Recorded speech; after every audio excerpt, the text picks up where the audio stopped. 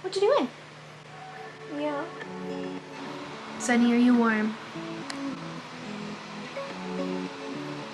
Literally melting off the couch. It's too hot today.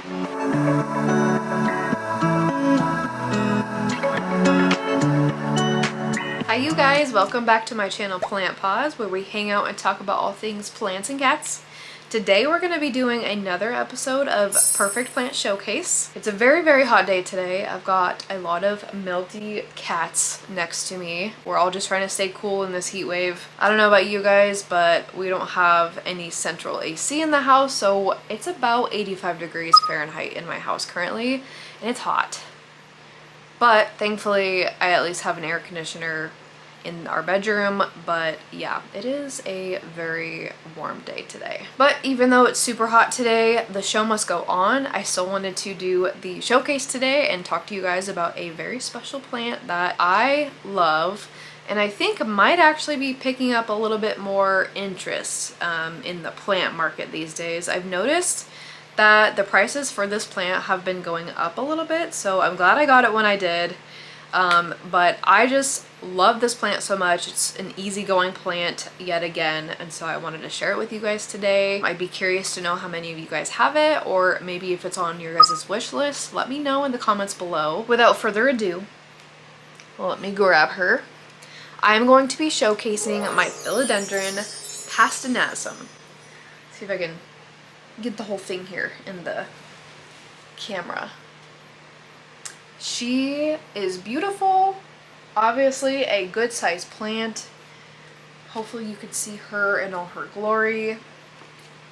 I just love this plant so much. I love the green pillowy leaves with the lighter veins. And right now I have it in a terracotta pot, and I actually have two plants in this one pot. I don't know if you guys can see very well, but I've got this one here, that's one rhizome, and then I have another one right there. So I've got two in this pot here, so she's nice and full. I put them together in this pot probably like, I don't know, 6+ months ago now, but eventually she'll probably climb right out of this pot. So, but yes, I am just in love. I am obsessed with the leaves. Like, look how pillowy and beautiful.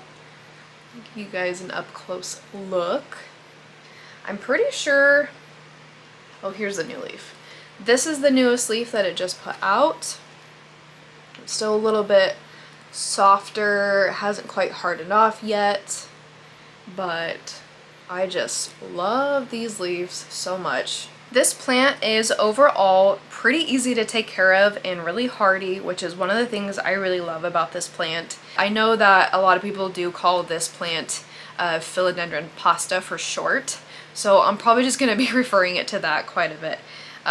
But yeah, let's go ahead and talk about the origin of this plant and where it comes from. This plant was specifically discovered in Pastaza in the 1970s, and Pastaza is a province in Ecuador located in the eastern jungle, hence where it got the name Pastazanum. So this plant comes in the standard form and a silver form, which is gorgeous. I'll post a picture so you guys can see on here.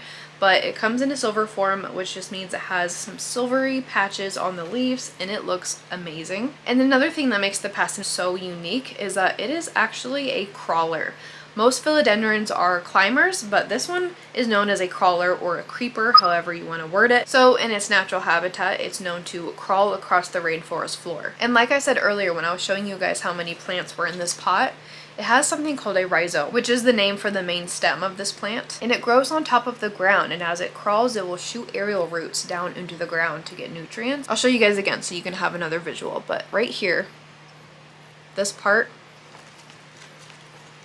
right there, kind of crawling, starting to crawl anyway across the soil, that's called the rhizome. So like I said, these like to crawl, they don't typically climb. I'm sure you could probably make it climb if you wanted to. So that is one thing to keep in mind if you do acquire this plant, or if you already have it, to make sure that you have a wide enough pot. But we will touch back on that here in a second. Alright, and moving on next, let's talk about the care. So as for light, it does prefer bright and direct light like most plants, and it can tolerate direct sunlight for short periods of time, but it should be in the morning when the sun rays are a little less harsh. Typically, south or east windows are ideal for this plant. When it comes to watering, it is a pretty easy plant to water.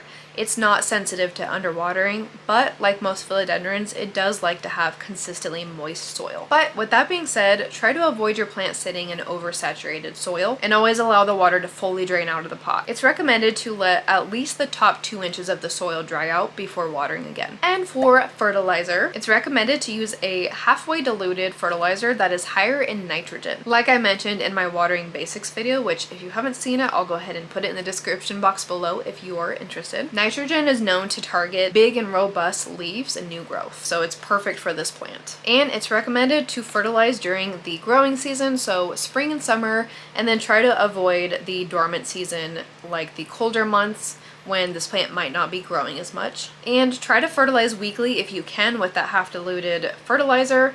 If not, try to do it once a month at least. And for soil, you guys, like I always say, aeroid mix, big and chunky and well draining. I know a lot of my other plant showcases have been aeroids, so like I always say, try to add chunky perlite, pumice, orchid bark, anything like that. Just make sure you have added substrate that will help your soil mix drain really well. Also, like I said earlier, since this plant is a crawler, it likes to crawl out of its pot eventually. So I know I got 2 plants in here, so I'm gonna have to keep an eye on this. If you can, try to provide your crawler with a wide pot or a rectangular pot, so that way it has somewhere for the rhizome to crawl. It's really important to try not to let your climbers climb right out of their pots, because then their aerial roots don't have anything to grab onto, and then that can lead to a lack of nutrients. And then when you do repot, always a rule of thumb to make sure that you don't cover the rhizome all the way up. You want it to be sitting on top of the soil like this, so you can actually see the rhizome, because if you plant the rhizome underneath the soil, that can lead to rot, and we want to obviously try to avoid that. So make sure when you repot a crawler that the rhizome is sitting on top of the soil. And when it comes to a pot for this, length is going to be more important than the depth of the pot, so just keep that in mind if you are repotting. And then for humidity, you guys, isn't very picky about humidity and can tolerate a pretty wide range, but it is a tropical plant and always prefers the higher humidity if you can provide it that. Ideally, it is preferred over 60% and up to 80%.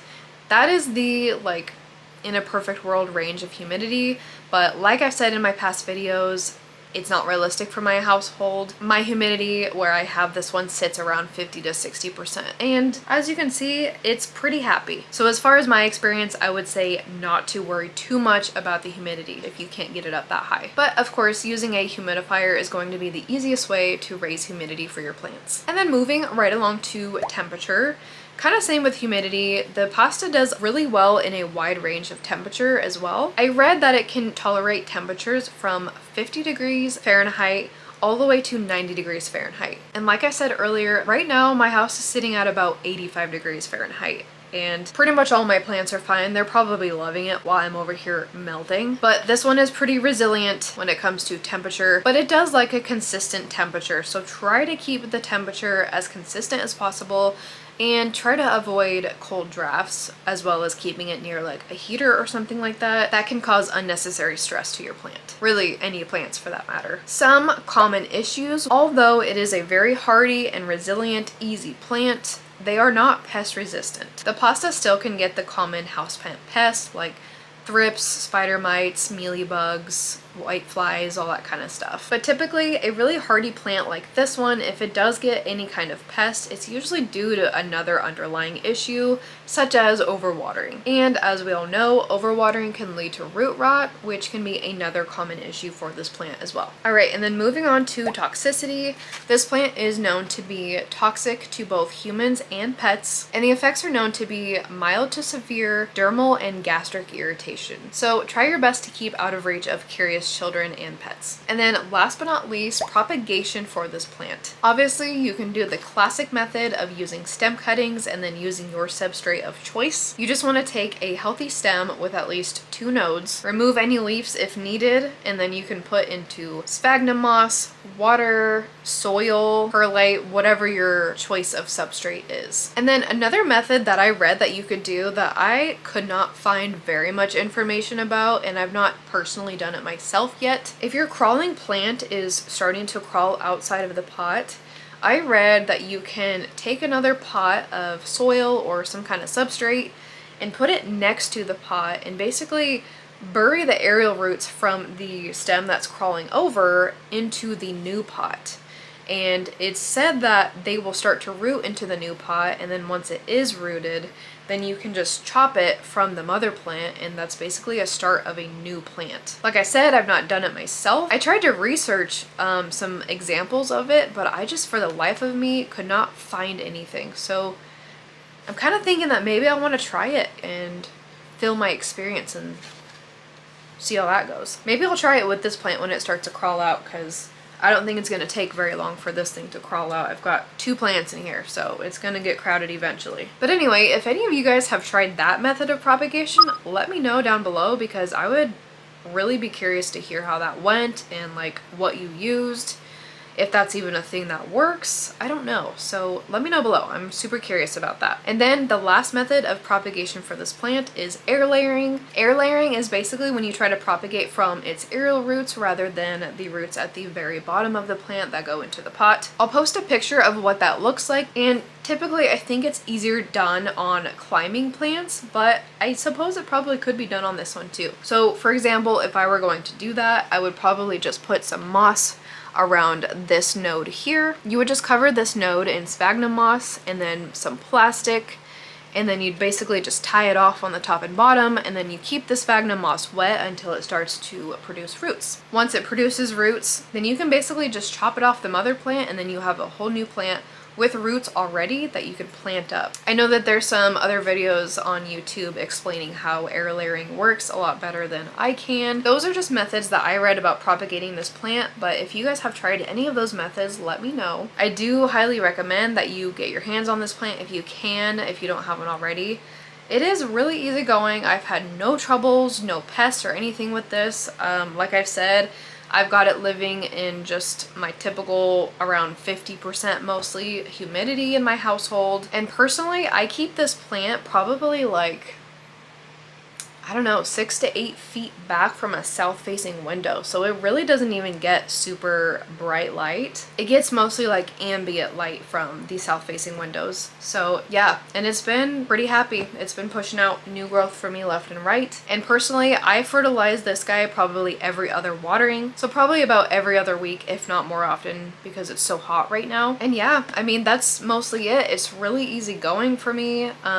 I do wipe down the leaves as much as I can, because obviously collecting dust does not help the leaves photosynthesize. So yeah, it's a pretty laid back plant for me. I love it so much. I think I'm gonna have to try to propagate it soon, and then I'll let you guys know how it goes. Cause yeah, I would love to have more of these. Anyways, I think that is it, you guys. I hope you enjoyed the video and that it was informative for you. If you guys enjoyed this video, don't forget to hit like below, and don't forget to subscribe if you like all things plants and cats. Thank you guys for joining me today, and I'll see you in the next video. Bye!